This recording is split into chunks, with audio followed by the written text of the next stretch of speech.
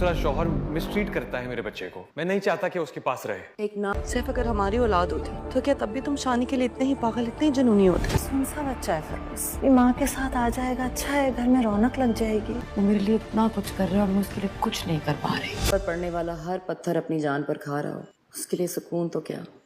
पराई रौनक नहीं चाहिए निका। मैं सोच रहा हूँ अपना पुराना कमरा शानी का कमरा बना, बच्चों के खिलौने डाल दूँ। मोइज़ से मिलने के बाद सैफ की वालदा को अच्छी तरह से समझ आ चुकी है कि मोइज़ उन लड़कों में से नहीं है जो किसी औरत की दूसरी औलाद को कबूल नहीं करते। वो अपना इरादा बदल लेती है और सैफ से कहती है कि हम अब किरण पर केस करेंगे। किरण और मोइज़ भी हर सिचुएशन के लिए खुद को तैयार कर लेते हैं। सैफ अदालत में दावा करता है कि किरण का दूसरा शौहर जो कि मेरे बच्चे के साथ अच्छा सलूक नहीं करता। मैं मानता हूँ कि मैंने कस्टडी किरण के हवाले कर दी थी, लेकिन मैं अब अपने बेटे को वापस चाहता हूँ। तब किरण ने शादी नहीं की थी, लेकिन अब वो शादीशुदा है और किसी और के बच्चे की माँ बनने वाली है। किरण बहुत घबरा जाती है कि न जाने क्या होगा और शानी मुझसे दूर चला जाएगा, लेकिन मोइज़ इसे हौसला देता है और डटकर खड़ा होता है इसके सामने और कहता है कि तुम पर आने वाली हर मुश्किल को पहले मुझ पर से गुजरना होगा। तो किरण को बहुत फ़ख्र महसूस होता है कि वो मोइज़ की बीवी है। वो अपनी दोस्त से इसी बात का इजहार करती है कि मोइज़ मेरी वजह से अपने वालिदैन से दूर है। उसकी उदासी को मैं समझती हूँ, लेकिन कुछ कर नहीं पाती उसके लिए, हालांकि वो मेरे लिए इतना कुछ कर रहा है।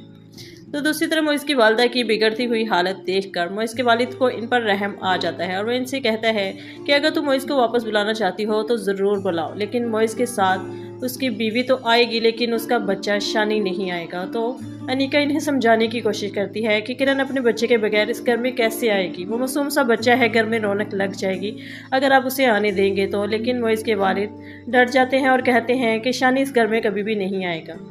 सैफ अब हर हालत में इस केस को जीतना चाहता है और अपने बेटे को वापस अपने घर लाना चाहता है और फरियाल से इस बारे में जिक्र करता है और इससे कहता है कि ये कमरा मेरे बेटे शानी का होगा।